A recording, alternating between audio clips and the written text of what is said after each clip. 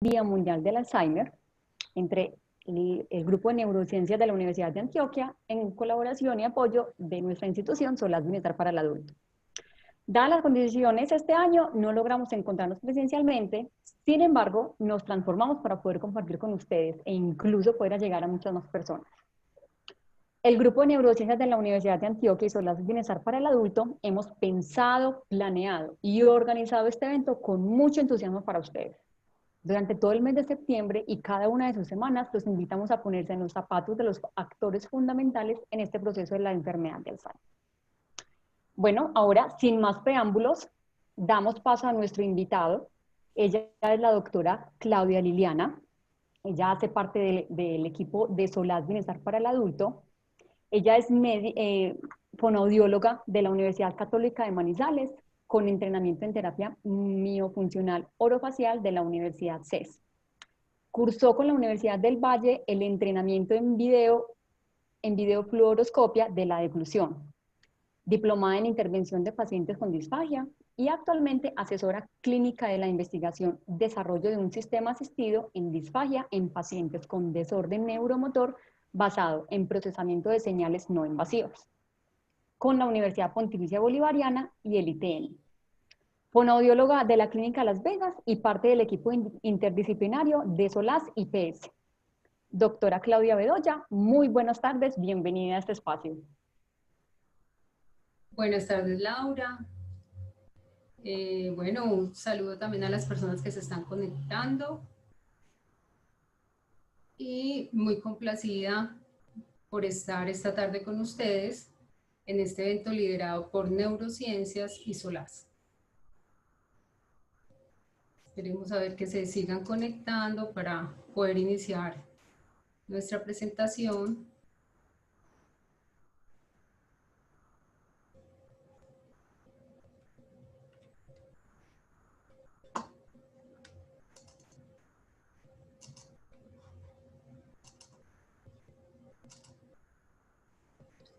Vamos dando tiempo a que vayan llegando a la sala porque realmente no quiero iniciar un tema que me apasiona, como es todos los procesos de alimentación y los procesos que tienen que ver con el disfrutar de la comida sin ahogarse, ¿sí? Y realmente para iniciar con nuestro tema, pues debemos resolver primero 3 preguntas importantes. ¿Por qué el fonoaudiólogo hablando de este tipo de temas? ¿Y a qué se refiere esos términos de deglución y de disfagia? Y en ese momento, pues ya podremos iniciar todo lo que tiene que ver con el disfrute de la comida sin ahogarnos cuando estamos en presencia de alguna entidad neurológica o oncológica. Les comparto esta imagen porque quiero recordar que los procesos motores básicos del habla, como la respiración, la fonación y la deglución, pues son actividades que se realizan con las mismas estructuras orofaciales. Cuando digo orofaciales me refiero a las estructuras que se componen a nivel de la boca, a nivel de la cara, y con las mismas estructuras orofaringeas y laringeas. Simplemente es que ellas se ordenan o se organizan de una manera diferente para cada uno de los procesos. Por ello, entonces, funcionan de forma diferente cada vez que vamos a hablar, que vamos a tragar o que vamos a cantar. Incluso para la voz cantada y hablada, también estas estructuras funcionan muy distintamente. Y somos los fonoaudiólogos, los profesionales que estamos capacitados por nuestro pregrado para hacer no solo el diagnóstico, sino también la rehabilitación de cada uno de estos procesos. Por esa razón, en la década de los 70, pues gracias a la doctora Jerry Logeman, incursionamos también en el área de la deglución, entendiendo por deglución el acto de tragar. Se escucha muy sencillo, si todos los días lo hacemos, todos los días habitualmente de forma refleja, obviamente, estamos manejando nuestra saliva y todos los días nos alimentamos, pero realmente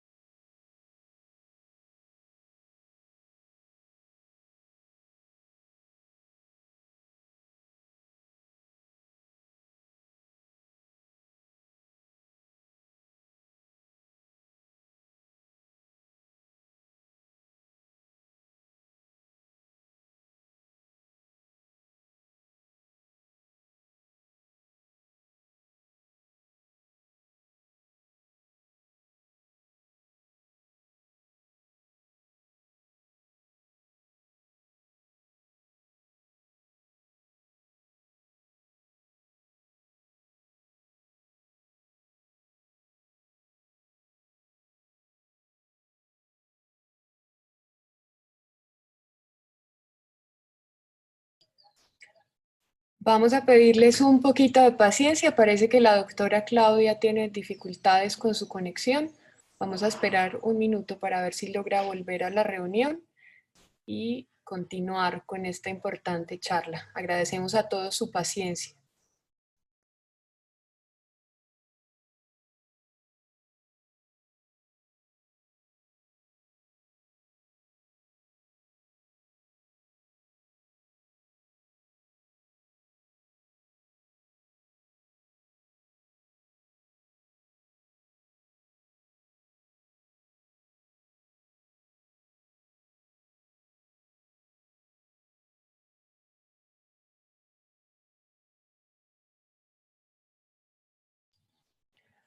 Mientras regresa la doctora Claudia y continuamos con esta charla, quisiera invitarlos a que visiten la página web del evento www.cuidarmecuidarte.org y vayan al botón de actividades interactivas. Voy a mostrarles cómo pueden acceder. Aquí está. Recuerden que todas nuestras charlas quedan en este botón en vivo y grabaciones. Si no logran verlas desde el principio, si no pueden verlas el día que están programadas, si desean compartirlas con otras personas, aquí pueden encontrarlas. Aquí en esta parte tenemos las actividades interactivas. En los zapatos del enfermo, les recuerdo que es la semana que estamos terminando hoy con esta charla con la doctora Claudia. Pueden visitar mi más preciado recuerdo y dejar allí registrado a través de sus Facebook el recuerdo del que nunca quisieran olvidarse, memoria de la vida cotidiana, sin sentido, con sentido y más allá de las palabras. Les voy a invitar a visitar.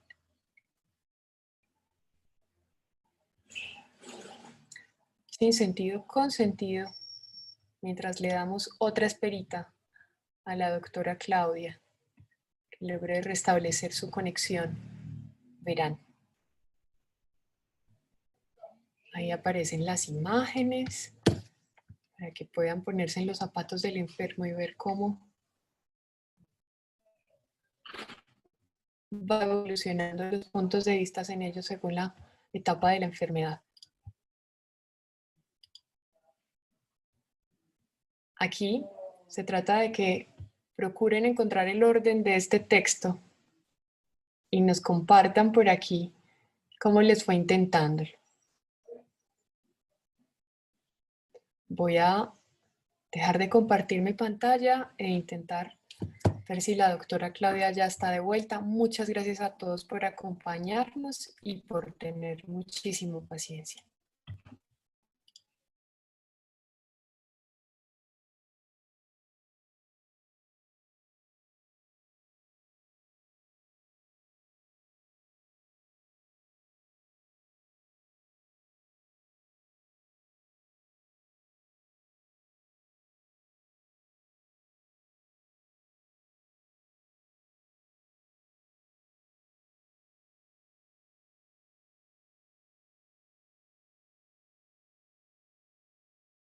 Suele suceder. No hay problema, doctora.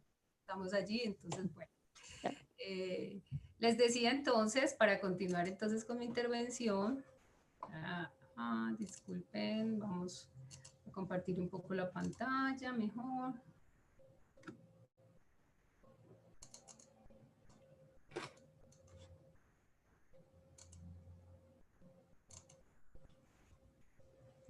Estaba en ese momento hablándoles entonces de qué significa el acto de deglutir.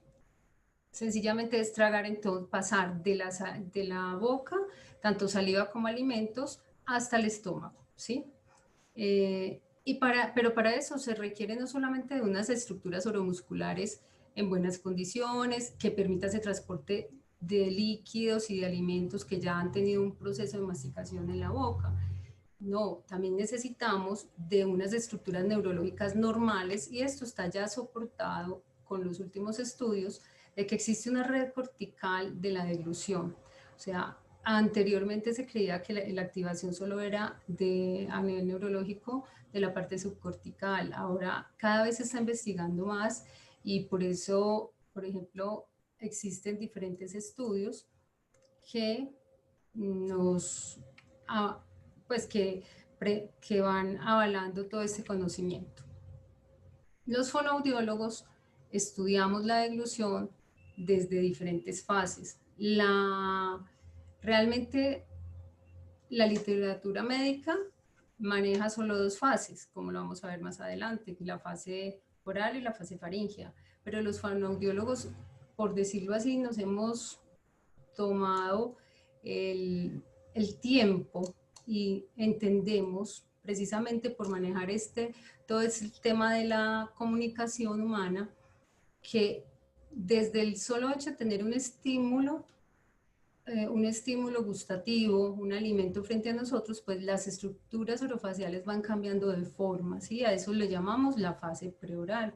Cuando un utensilio de alimentación está frente a nosotros, desde la parte neurológica no reaccionamos como cuando tenemos, por ejemplo, un lápiz, ¿sí? Sino que si me ponen una cuchara, si ponemos un vaso, los labios se aducen al vaso de una forma, cuando digo aducir es, se llevan al vaso de una forma especial, así como por ejemplo esta niña, porque la deglución es un acto que está además presente desde la gestación hasta la edad adulta, ¿no?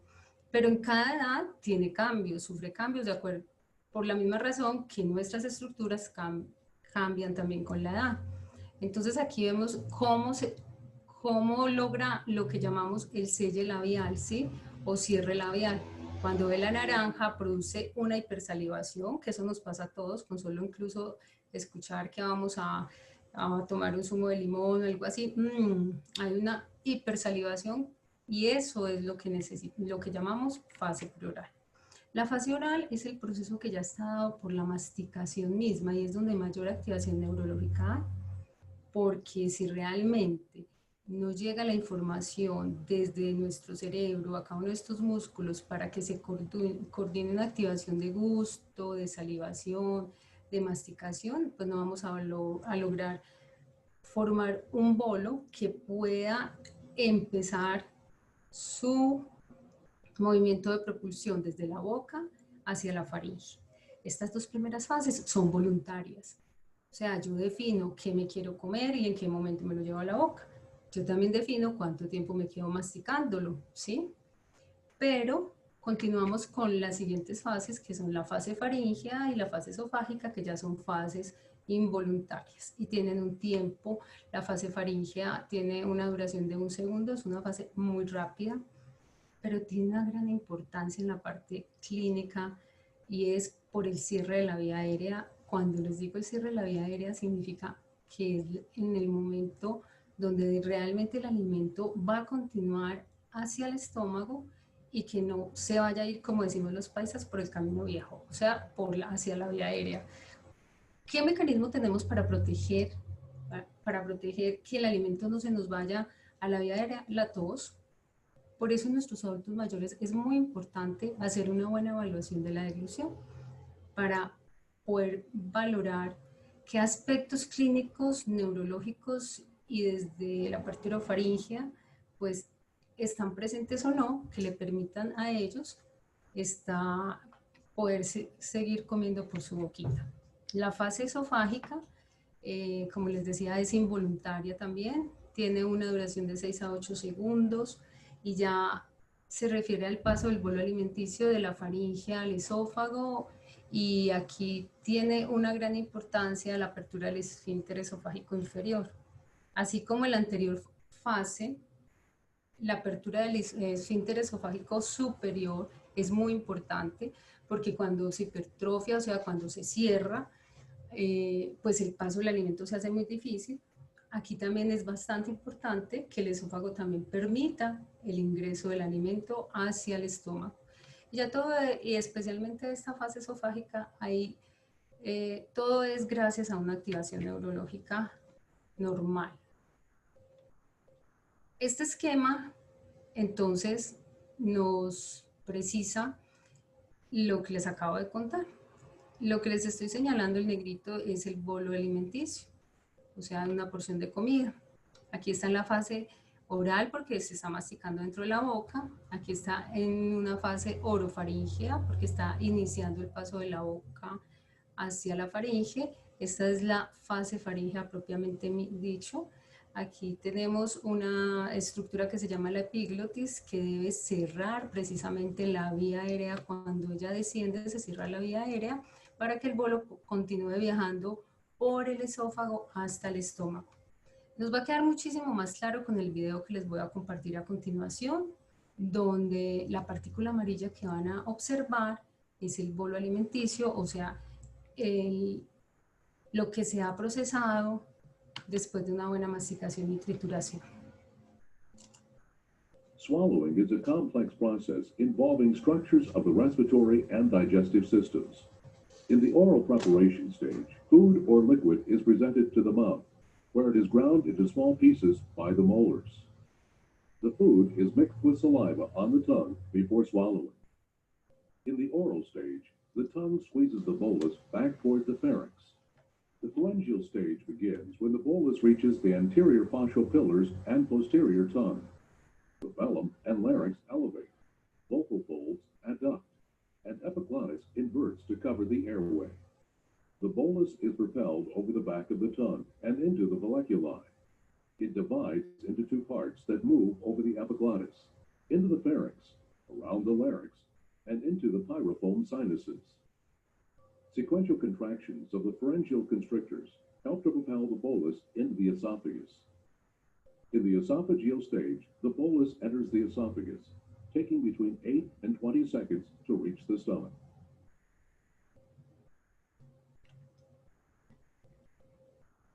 Muy bien, es muy bonito, realmente a mí me encanta ese video. Hay muchos otros videos que nos ilustran muy bien una deglución normal.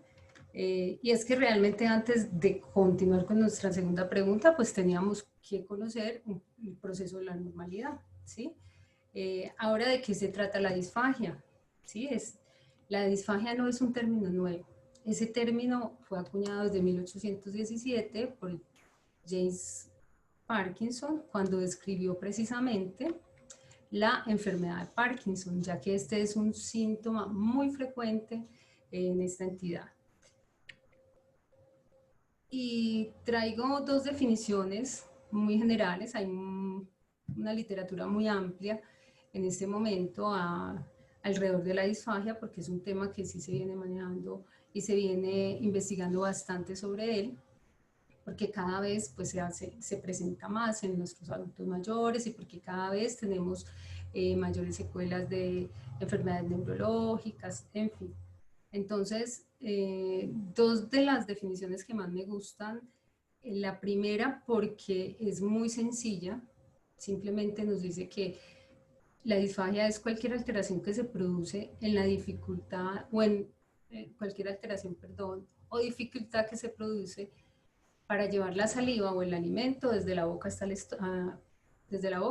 estómago. Y la segunda, porque ya es una definición mucho más específica al momento que vamos a hablar de disfagia de origen neurogénico. O sea, es cuando existe alteración en las estructuras neuronales que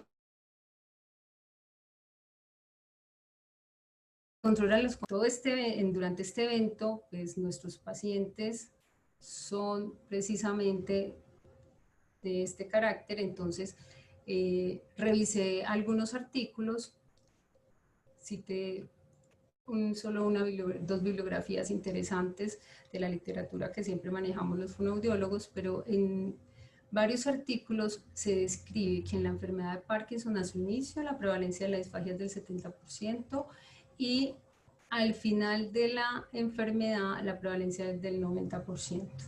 Es muy alta, o sea, igual que en el Alzheimer. Pero en el Alzheimer todavía no hemos investigado mucho.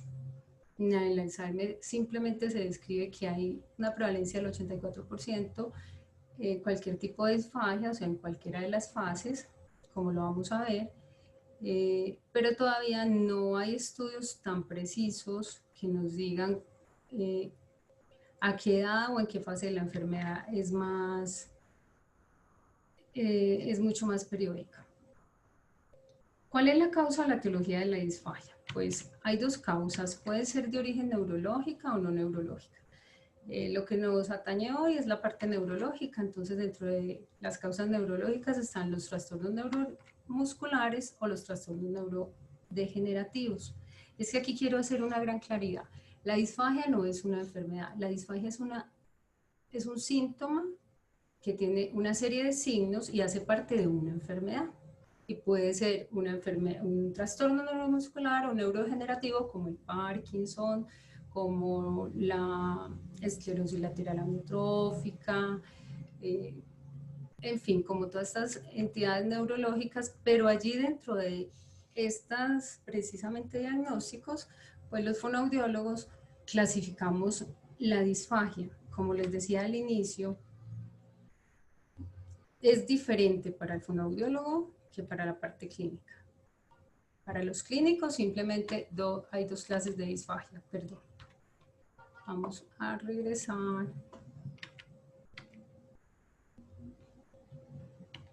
La disfagia orofaríngea y la disfagia esofágica. Tal como estudian la parte de deglución normal, así clasifican su alteración. Y nosotros los fonoaudiólogos, pues tal como estudiamos la deglución normal, clasificamos también la alteración, que es la disfagia, de acuerdo a la etapa deglutoria que se ha alterado. Entonces hablamos de disfagia preoral, de disfagia oral, disfagia orofaríngea y disfagia faríngea.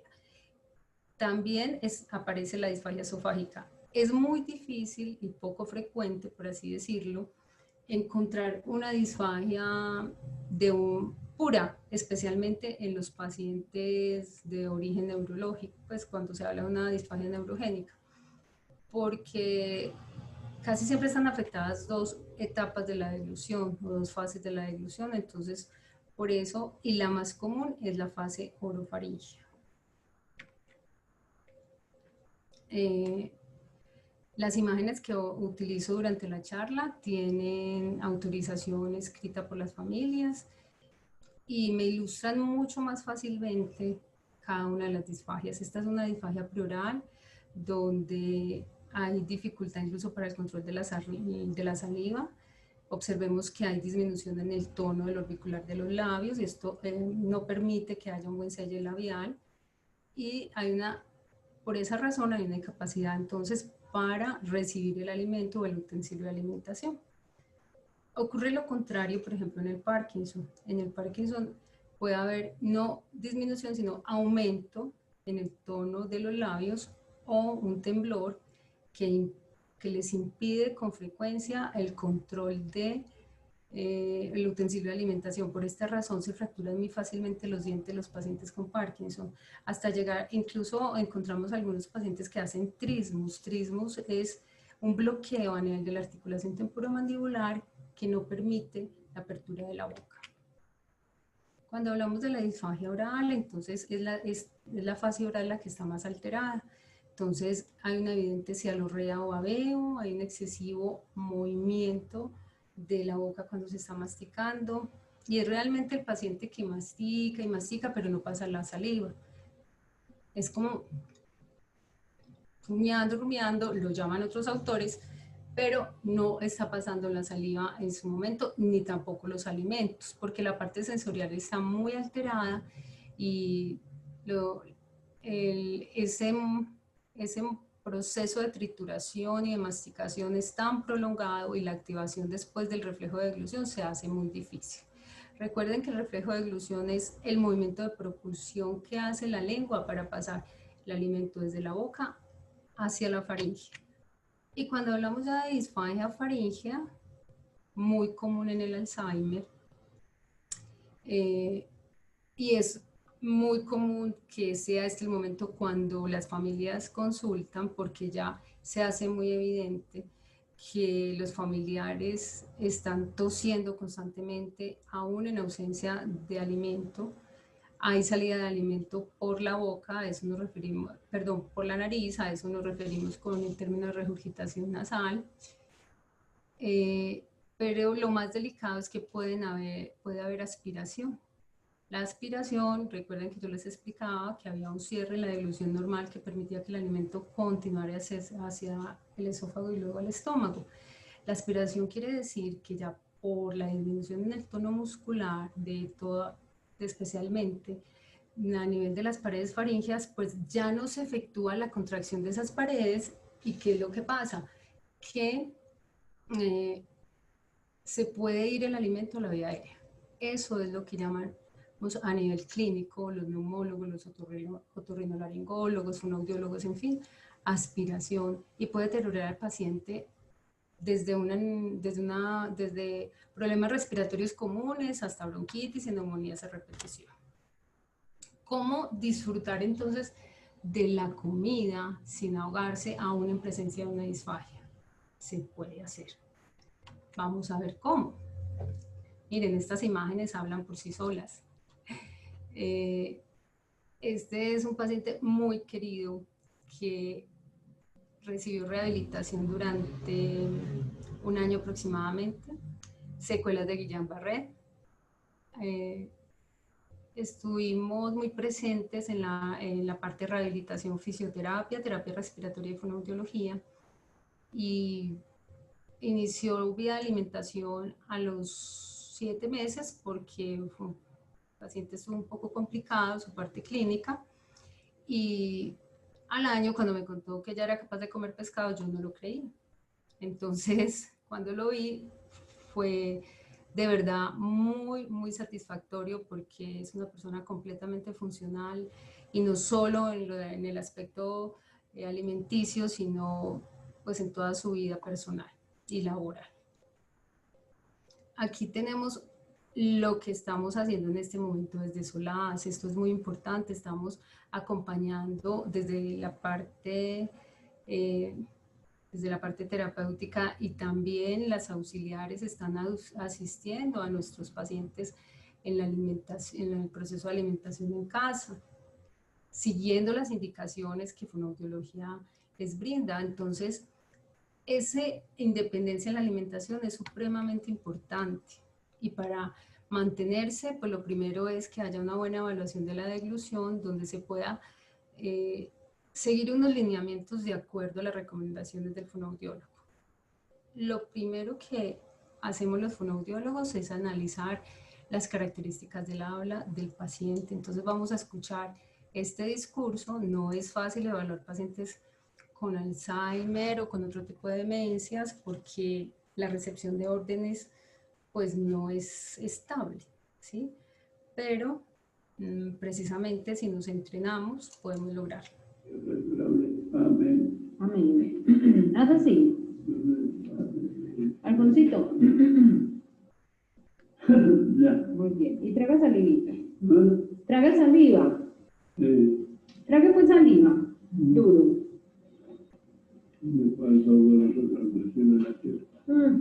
Traga salivita, Alfonso. Traga saliva. Dale pues, otra vez. Traga. Amén. La católica, la Comuna Santa. Vamos a cerrar la boquita y vamos a tragar. La resurrección de la carne en la vida perdurable. Amén. Amén. Más nada. Bueno. Más nada. Traga pues para que sigamos comiendo. Entonces, como bien pudieron ver en este video, pues no podemos pretender que nos reciban las órdenes y que sea tan sencillo como evaluar otro tipo de paciente. Realmente tenemos que tener cierta experticia, pero en la evaluación clínica lo importante es conocer muy bien la información preliminar del paciente, o sea, la historia clínica del paciente, todas sus comorbilidades. En este momento es importante hacer también el EAT-10, que es precisamente una prueba objetiva donde es la familia o el mismo paciente el que define su proceso de disfagia, cómo lo está afectando dentro de la alimentación diaria.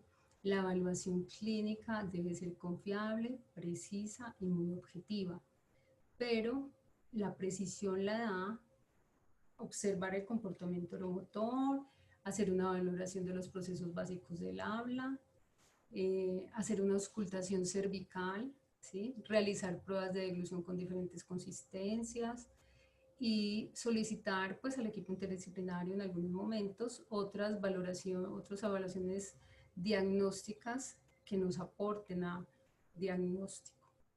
El gol estándar o la evaluación objetiva a nivel de la deglución para diagnosticar una disfagia se llama estudio de deglución con bario o videofluoroscopia. Esta sí se realiza bajo rayos X y bueno, hace parte de otro tema en otro momento. Cuando hacemos una valoración clínica, pues podemos definir si hay o no disfagia. Y lo importante de ello es conocer si hay una disfunción en la eficiencia que nos va a afectar la nutrición y la hidratación de nuestro cuerpo, o si hay disfunción en la seguridad de la alimentación, que como les decía, pues puede llevar al paciente a una neumonía o, pues en última instancia, hablando ya de nuestros abuelos mayores, una neumonía puede significar incluso la muerte. Cuando ya tenemos un diagnóstico preciso de disfagia y cuál de las fases está alterada, o sea, si es una disfagia pleural, si es orofaringea, si es faringea, si sospechamos de una disfagia esofágica, pues esta sí no la podemos evaluar nosotros en consultorio. Esta disfagia, la única forma de confirmarla es a través de la videofluoroscopia. Y cuando ya tenemos ese diagnóstico, lo único que podemos hacer inicialmente es cambios en las consistencias. Me interesó muchísimo hacer esta nota porque la modificación ya de la dieta en cuanto a consistencia lo hacemos los fonoaudiólogas, pero es potestad de la nutricionista y responsabilidad de ellos, ya darle todo el manejo nutricional y los requerimientos para cada uno de los pacientes. Cuando hablo de consistencias, hablo entonces de la forma en que se presentan los diferentes alimentos. Entonces pueden haber líquidos claros, como es el agua, el chocolate, el vino, eso es un líquido claro que cae rápidamente. Hablo de una consistencia miel, que pareciera un líquido espeso.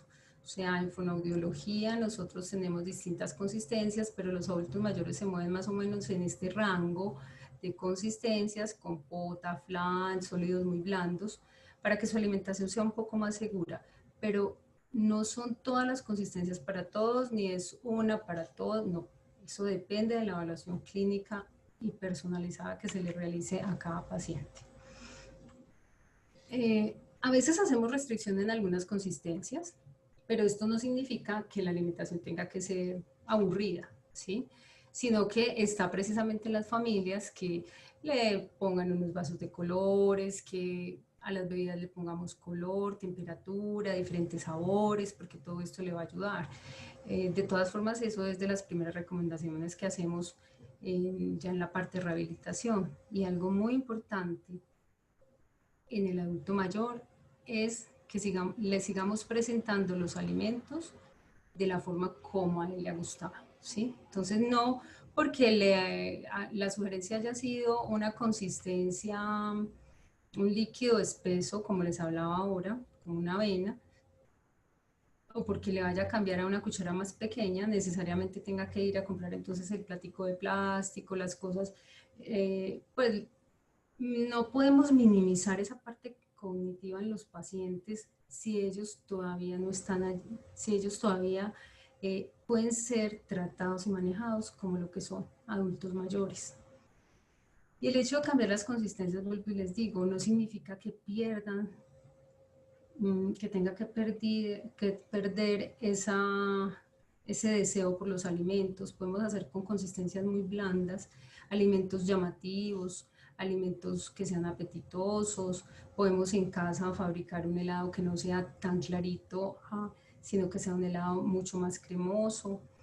Entonces, está en la creatividad realmente de las familias, pero especialmente en las sugerencias que hace el fonoaudiólogo para que sigamos motivando a nuestro paciente y disfrutando de la alimentación cuando hablamos de la alimentación por vía oral. La nutricionista es quien ya define qué tan frecuente van a ser y en qué porciones sus comidas, ¿sí? Nosotros, vuelvo y les repito, solo trabajamos sobre los cambios de consistencia. Antes de continuar, quiero contarles qué no deben comer los adultos mayores y especialmente los adultos con deterioro cognitivo. Definitivamente ni huesos, ni espinas, ni frutos secos, alimentos tan secos como los que se ven en el asado, alimentos tostados y crocantes, alimentos pegajosos. De pronto si hay alguien en la sala que no sea de Colombia, le cuento, esto es una breva. Una breva es un fruto colombiano y tiene arequipe, pero esto se hace de una consistencia supremamente pegajosa y difícil de pasar. Y a pesar de que aquí vemos un postre muy apetitoso, pues esa es una consistencia mixta, al igual que la manzana. ¿Qué significa mixto? Que tiene dos consistencias. El postre aquí va a tener blandos y va a tener unas galletas duras. Entonces, nuestro paciente con Alzheimer, especialmente, o con otro tipo de demencia, pues va a querer simplemente comer mucho, o lo contrario, no va a tener un buen proceso de masticación y no va a depurar bien esas dos consistencias, y en algún momento una le va a quedar mal triturada y puede verse abocado a un ahogo. Lo mismo pasa con la manzana, con la sandía, por ejemplo, que tiene mucho líquido y mucho sólido. Entonces recuerden eso, los alimentos mixtos son de mucho cuidado para nuestros adultos mayores. Tengamos muy en cuenta en ellos los hábitos de alimentación. ¿Por qué razón? Porque cuando se hace cambio de consistencia, entonces en algunas ocasiones debemos utilizar algo que se llama espesante. Y si se pasa de las horas en que se deben consumir, pues se cambia la consistencia. Y no solo es eso, sino que el sistema digestivo pues tiene precisamente una forma de metabolizar mejor cuando el sol está, que en las horas de la noche. Entonces se los digo porque me he encontrado con muchos pacientes que la familia me dice, no, es que ya su despertar es a las 2 de la tarde, entonces ahí comenzamos a comer y entonces se van comiendo como hasta las 11 o 12 de la noche. Ese metabolismo no va a ser igual, ¿sí? No se va a generar igual la vitamina D, porque entonces no vamos a tener el sol, y aparte de eso, de pronto terminamos atropellando a nuestros adultos para que coman y hacemos comidas muy frecuentes, y bueno, esa parte nutricional se va a ver muy afectada. El lugar donde va a comer nuestro adulto mayor es muy importante, porque ya no es un adulto funcional, como vemos aquí a este señor de esta imagen, que es una persona completamente normal que puede comerse un desayuno con líquidos, con sólidos, que puede estar en un lugar externo con una cantidad de distractores y lo va a hacer muy bien, porque tiene una dilución normal, ¿no? El lugar para los adultos mayores debe ser un lugar que no tenga distractores y que lo lleve precisamente a centrar esa poca o mucha atención que tenga solo en el estímulo alimenticio. Hay algo que algunos pacientes y en Colombia se utiliza, que es la siesta o el momento de descansar después de comer. Está contraindicado hacerlo muy rápidamente. Y lo que les voy a contar no está en la literatura, pero a mí me ha dado muy buenos resultados. Yo se los sugiero a mis pacientes antes de cada comida. ¿Por qué? Porque de esa forma el estómago está vacío, entonces no va a estar expuesto a un reflujo, y además recupera un poco de energía, descansa realmente y va a tener menos fatigabilidad al momento en que se va a alimentar. La postura es supremamente interesante, tratar de mantener una postura siempre de 90 grados para que el vaciamiento esofágico sea mucho más rápido, o por lo menos normal, ¿sí? Y para evitar que pierdan interés en los alimentos que están consumiendo. Mantener, como les decía ahora, esa postura de 30 a 40 minutos después de comer. Perdón, lo que les decía ahora era que la siesta no la recomiendo, porque lo que recomiendo es esto, mantener esa postura, o sea, quedarse en el comedor, en el comedor o en el lugar donde están precisamente pues ingiriendo sus alimentos, de 30 a 40 minutos. Habrán otros pacientes que requieren de 1 hora, como habrán otros que solo requieren 20 minutos. estamos hablando de recomendaciones muy generales, pero realmente cuando ya evaluamos a cada paciente, esto se hace con mayor precisión. La rehabilitación de la disfagia, que es otro tema macro, pero que hoy no puede dejar de mencionarlo, es muy importante para poder disfrutar de lo que nos estamos comiendo sin ahogarnos, ¿sí? En este momento de pandemia, Solaz está prestando pues 2 servicios, este servicio a domicilio, con algunos pacientes y utilizando todos los elementos de bioseguridad y de protección, porque son pacientes vulnerables. Entonces no se deben, tampoco es muy sano que ingresen muchas personas pues a sus hogares. Pero sí, un paciente de rehabilitación no es, cuando inicia el proceso de rehabilitación debe ser frecuente e intensivo, pero con el tiempo y con los años esa frecuencia disminuye. Pero hay algo que debemos ser muy claro.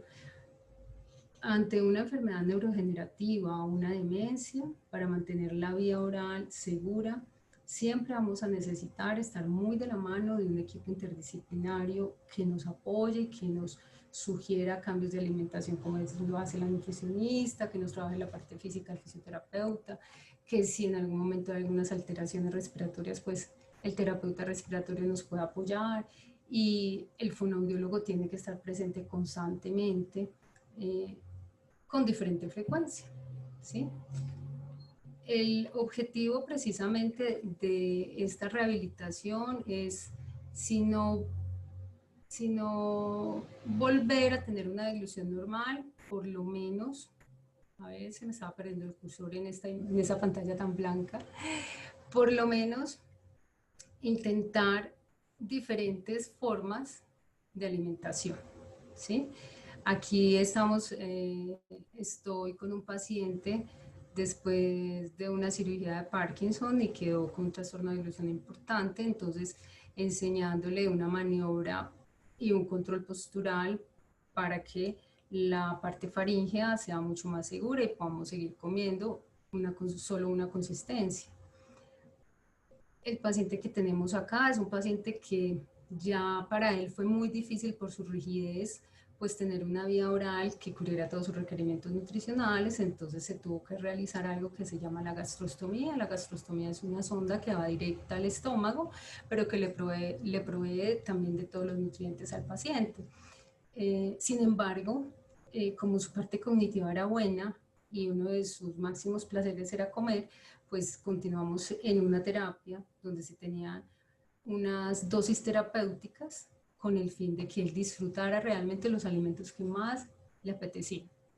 Y nuestro último paciente, pues es un paciente que después de un cuadro de neumonía muy importante, no ha regresado a la clínica afortunadamente, porque ha sido muy bien asistido por sus cuidadores y por su familia. Y es que asistir la alimentación es precisamente seguir las instrucciones sobre la forma como se debe brindar la alimentación más segura. No solo según lo hace fonoaudiología, sino también nutrición. ¿Para qué? Para mantener unos valores nutricionales y la seguridad, y muy importante, la hidratación que requiere el paciente. Eso es una asistencia de alimentación. Aquí vemos al paciente que estaba en terapia en la imagen anterior. Él inició una vía oral asistida, aquí ya es independiente para su vía oral. Aquí tenemos una paciente que goza de estar en su casa, es independiente y aún puede tener ingesta de todas las consistencias, pero está vigilada por un familiar, y siempre hay una sugerencia de qué lado se debe hacer de acuerdo al déficit que se le ha valorado al paciente.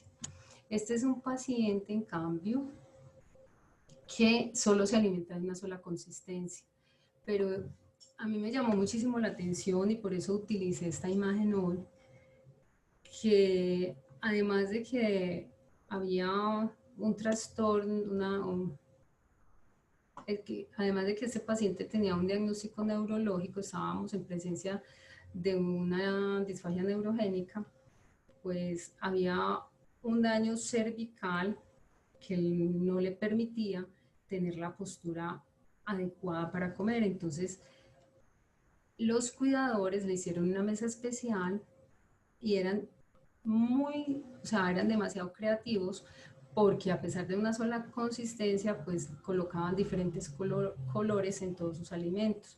Fue un paciente que se restableció muy fácilmente y se mantiene aún alimentándose de una forma independiente y segura.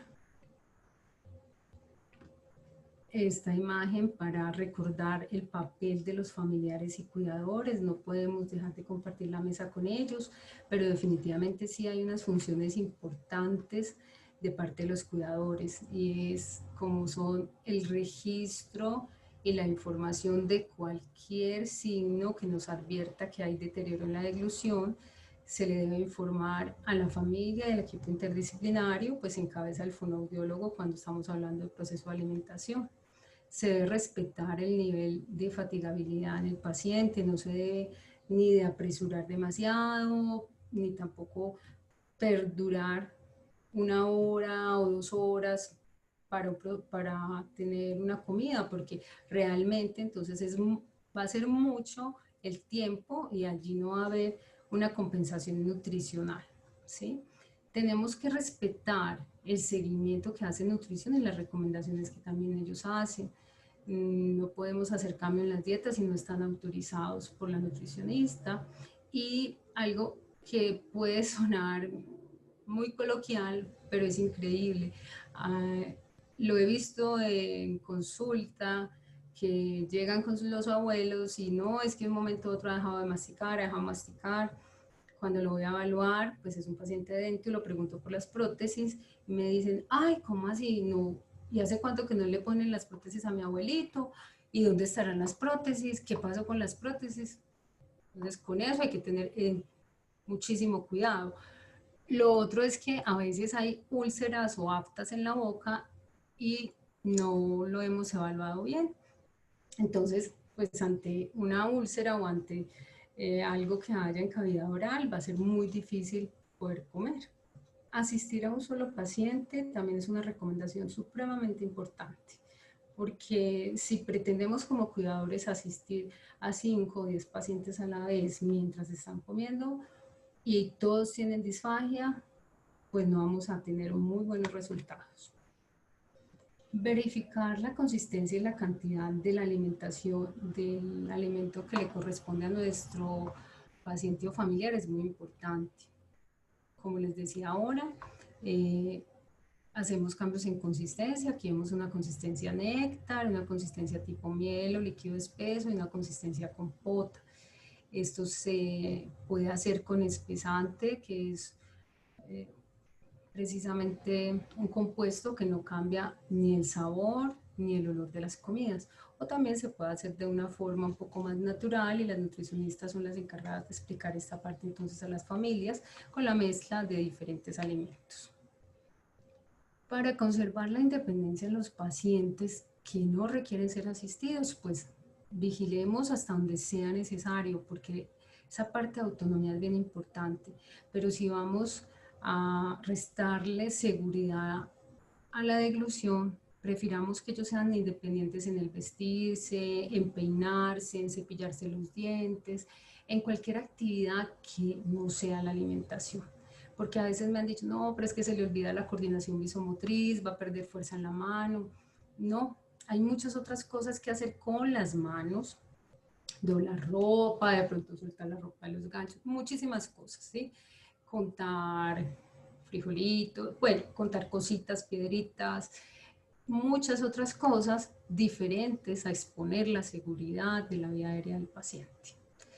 Si se ahoga, esta es una sugerencia para todos los pacientes de disfagia, es pedirle que tosa, pero en nuestros pacientes o en nuestros abuelos con trastornos neurológicos, pues no se va a lograr. Entonces lo ideal es hacer una tos fingida para que ellos intenten imitarla, o tendríamos que conocer maniobras de desahogo para que sea más efectivo.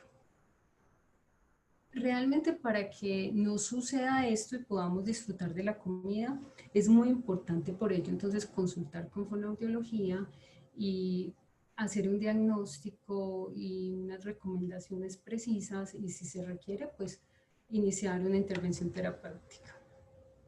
Por eso el rol del fonoaudiólogo en la actualidad ha cambiado un poco, no solamente estamos manejando la parte del lenguaje, la parte de rehabilitación de voz, o sea, los foniatras, no solamente estamos en el campo de la audiología para la adaptación de prótesis auditivas, para la educación del sordo, no, también hacemos parte muy importante del manejo de la disfagia, porque somos realmente calificados a nivel internacional por la ACHA y en Colombia por el Colegio de Fonoaudiología para los procesos de rehabilitación en la disfagia y en paciente crítico también. Así estamos avalados para determinar y mejorar las pautas de alimentación y las vías de alimentación que requiere un paciente en algún momento, de tal manera que se beneficie no solamente su condición clínica, sino también su entorno y su condición cognitiva. Cuando hablo de vías de alimentación, pues existen básicamente la nutrición enteral, la nutrición parenteral y la vía oral. Para quienes no conocen mucho esta terminología, les cuento, la nutrición enteral usualmente es sugerida por una sonda que se llama una sonda nasogástrica porque se pasa a través de la nariz, o una sonda orogástrica porque va a través de la boca. La sonda de gastrostomía que va directamente al estómago, ¿sí? Pero a esa instancia es a la que no queremos llegar con nuestros abuelos. Queremos es que sigan disfrutando de la vía oral. Y la vía oral es la que todos tenemos. Comer y tener el placer de comer por nuestra boca. Cuando no se hace rehabilitación en un adulto mayor que no deglute bien, o sea, en un adulto mayor que tiene disfagia, pues tenemos varios riesgos. El primero es que va a haber una evolución lenta, un estancamiento en el paciente, porque realmente va a estar con un riesgo de desnutrición importante. Esto lo puede conllevar a una depresión y lo más riesgoso realmente va a ser la parte de complicaciones pulmonares que van desde un mal manejo de las secreciones, fatiga, disminución en la oxigenación, hasta una neumonía y neumonías tan severas que pues pueden suponerle especialmente a las personas mayores de 85 o 90 años pues su vida. Este video lo comparto con ustedes para que nos motivemos y sepamos que sí se puede restablecer no solo la parte de alimentación, sino toda la parte miofuncional orofacial, ¿sí? Desafortunadamente no tengo de forma previa un video, tengo solo una foto, pero digo entre comillas desafortunadamente, porque llevo ya más de 25 años en mi profesión y los primeros años me encantaba hacerle videos a los pacientes cuando llegaban. Me parecía algo muy bonito pues para la evolución y me parece muy práctico para la parte de investigación. Pero yo pienso que hay que ser muy sutil con nuestros pacientes al momento en que llegan a su primera consulta y máxime como es este caso de una paciente que no tenía deterioro cognitivo, pero que estaba era con un diagnóstico neurológico muy importante y con una secuela supremamente importante que es una biparesia orofacial, que no es común. Biparesia orofacial significa que no movía ninguno de sus músculos de la cara, entonces hacer un video cuando su rostro iba a ser tan inexpresivo y al punto que no era capaz ni siquiera de cerrar sus ojos ni de abrirlos, o sea, era un rostro estático, pues no tenía sentido, ¿sí? Pero en este momento sí lo hice, posterior a la rehabilitación. Vas a hacer lo mismo que yo haga con la cara, ¿listo? Vaya. Juntos al otro lado, arriba. Tomamos aire, caballitos. Bien, a este lado, a este lado. Muy bien. Ahora como si fueras a tirar un besito. Muy bien, perfecto. Inflamos una mejilla, infla la otra, infla las dos, suelta, tomas aire y infla las dos mejillas. Bien, abre la boca, ciérrala, por favor, traga saliva. Muy bien, muéstrame los dientes. Abre la boca, cierra, abre, cierra, abre, cierra. Dime canasta, Canasta, pastilla, pastilla, esposo, esposo, estudio, estudio, usted, usted, hasta luego, hasta luego, pescado. pescado. Bueno, realmente fue una rehabilitación sorprendente para mí, una paciente muy especial y les quiero precisamente dejar ese mensaje, que si hacemos las cosas como se deben realizar, se tiene que notar el producto y tenemos la posibilidad de disfrutar de la comida sin ahogarnos y sin ahogarse nuestros pacientes, aún en la década de los 90 y de los 100 años, porque he tenido pacientes entre 100 y 106 años con vía oral, con 2 consistencias, disfrutando las comidas y de sus placeres de la vida, como esta abuela hermosa que llegó comiendo solamente sopitas y licuaditos y lo primero que me dijo es ya no me dejan tomar el vinito en las tardes, ya no soy capaz, no, me quitaron los chocolates, en fin, me dijo, me quitaron la vida, o sea, esta gente quiere que yo me muera, esto es horrible. Y después de un tiempo de rehabilitación, de un buen tiempo de rehabilitación realmente, porque como les decía, la frecuencia, la intensidad, especialmente en los adultos mayores, pues es lo que nos da estos resultados. Logramos esto.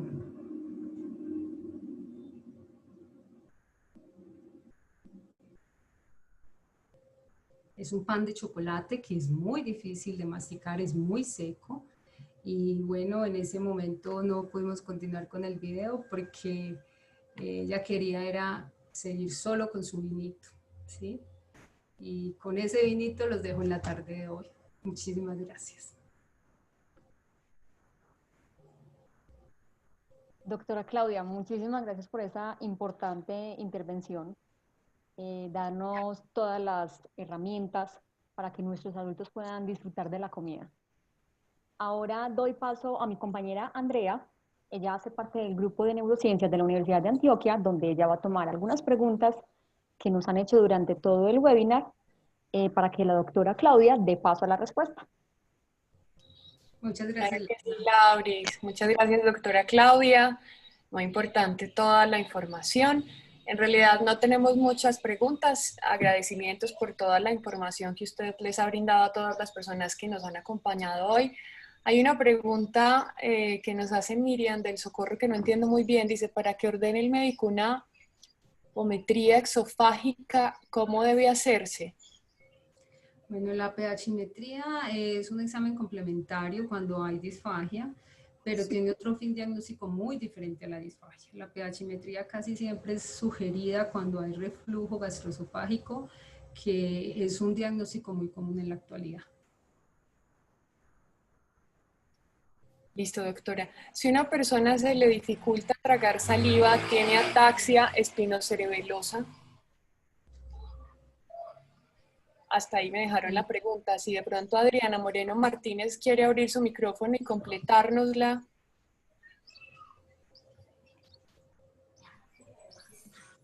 Bueno, yo estoy aquí también revisando un poco la pregunta y sí debe ser evaluada por fonoaudiología porque en la ataxia, pues esos mismos movimientos involuntarios que hay a nivel del cuerpo pueden suceder a nivel de las estructuras orofaciales y orofaringeas y podría tener un riesgo de ahogo. Lo más importante sería valorarla y sugerir qué consistencias puede continuar su vida oral de forma más segura.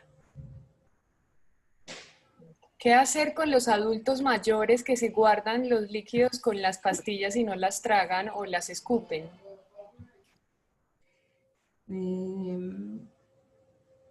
¿Qué vamos a hacer con ellos? Tenemos que hacer rehabilitación porque estamos en presencia de una disfagia oral, ¿sí? Seguramente ese adulto mayor también está guardando restos de comida en su boca, sino que no nos damos cuenta.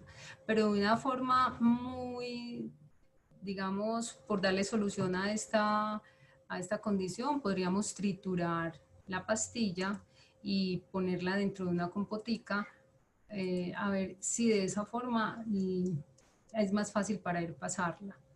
Lo que pasa es que hay medicamentos que pierden su efectividad si los trituramos, hay otros que no se pueden triturar, entonces hay unos que no se pueden combinar con alimentos, sino que se deben dar solo con agua. Entonces definitivamente ante una disfagia oral como la que me estás mencionando, pues tendríamos que valorar cuál es el mecanismo más seguro para darle las pastillas a esta persona. Gracias, doctora Claudia. Hay un comentario por acá que quiero compartirle. Más que una pregunta, es un agradecimiento. Muchas gracias por la presentación, muy respetuosa e interesante para disfrutar de todo lo que implica la comida. Y le damos paso a la siguiente pregunta. ¿Cuáles son los síntomas a tener en cuenta para detectar disfagia en pacientes de Alzheimer? Bueno, de pronto llegaste un poco tardecito a la charla, pero no hay ningún problema. En Alzheimer los síntomas se pueden ver en los signos o síntomas se pueden ver en cualquier etapa de la eglución. Puede ser que ya se muestren inapetentes, que no abran su boca, por ejemplo, cuando se les pone la cuchara, que ya puede estar la fase oral comprometida, entonces mastican, pero no pasan el alimento, o podemos encontrar una disfagia mucho más avanzada y es que haya mucha cialorrea o babeo, porque ya no hay control de la saliva, o quizás que no logran pasar bien ni líquidos ni sólidos, entonces va a haber una tos persistente durante la comida, después o antes o incluso en ausencia de alimentación. Listo, tenemos más preguntas. Si la persona no tiene amígdalas y tiene reflujo y no sabe tragar pastillas, ¿cómo vuelve en sí después del ahogo? Bueno, estas son maniobras de reanimación, que nosotros debemos hacer un entrenamiento de reanimación cardiopulmonar, que sería muy responsable de mi parte explicarlo en este momento. Nos preguntan, de estos medicamentos, ¿cuáles pueden triturarse? Esomeprazol, levotiroxina, alprazolam, asa, atorvastatina y carcedilol. Bueno, desafortunadamente la indicación no solo la debo dar yo, sino debo de estar, les he hablado siempre de un equipo interdisciplinario, entonces depende de las dosis que tenga, depende de la necesidad que tenga el paciente de verdad del manejo de estos medicamentos orales o si hay otra forma para podérselos brindar, entonces tenemos que asesorarnos también en el médico tratante, no es una decisión tan aleatoria.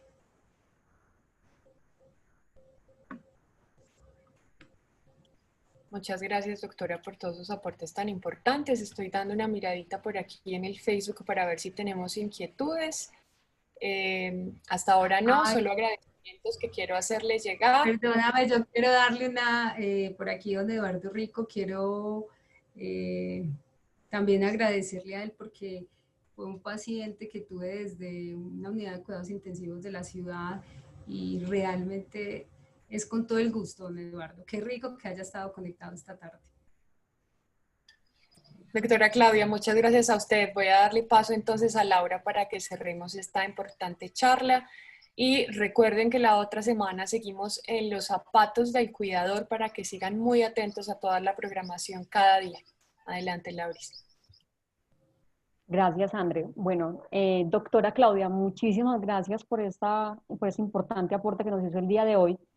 Gracias a todas las personas que nos acompañaron. Realmente la sala estuvo con muy buena participación. Los invitamos a todos a seguir atentos a la programación que tenemos cada día para que se inscriban en las charlas que sean de su interés. Recuerden que deben hacerlo mediante la página web www.cuidarmecuidarte.org. Recuerden también que también tenemos esta semana unas actividades interactivas muy chéveres para que vayan y las visiten. Síganos en nuestras redes sociales, @solas_senior y @neurouda, para que compartan el contenido, para que los veamos conectados con nosotros. Y nos vemos en una próxima ocasión. Feliz tarde para todos. Ahorita muchas gracias. Quería preguntarte algo que también en la sala lo preguntan, y es que cómo pueden repetir la charla. No sé si de pronto puedas dar respuesta a ello. Sí, por supuesto. Las charlas todas quedan colgadas en la página web del evento, www.cuidarmecuidarte.com. Todas están, desde la primera hasta esta de hoy, y por supuesto todas las que aún faltan por proyectarse. Les dejé el enlace en el chat. Los que me han preguntado por la aplicación de preguntas y respuestas les he enviado el enlace, pero entonces queda público ahí para todos para que vayan directamente ahí y encuentren todas las charlas, Laura. Gracias, André. Muchas gracias por ese aporte. Y también estamos proyectando en el Facebook de Solaz, Solaz Senior, y en el Facebook del Grupo de Neurociencias, NeuroUDA, están proyectando también esas presentaciones, entonces pueden ingresar y los videos quedan guardados. Muchísimas gracias. Una feliz tarde para todos. Gracias a ustedes. Feliz tarde.